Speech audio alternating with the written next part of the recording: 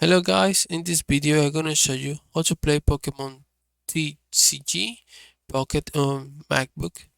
The first step we need to do is we need to find BlueStack Air in in our in our browser. We need to find this BlueStack A and then download. We need to download the BlueStack.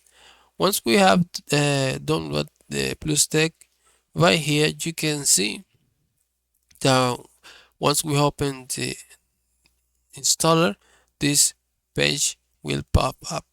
Right here in this moment is storing the BlueStack Air.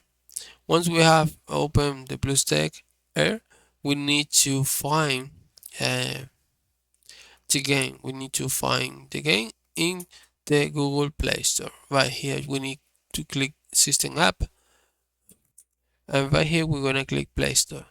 We're gonna find Pokemon TCG Pocket card game, and we're gonna install it.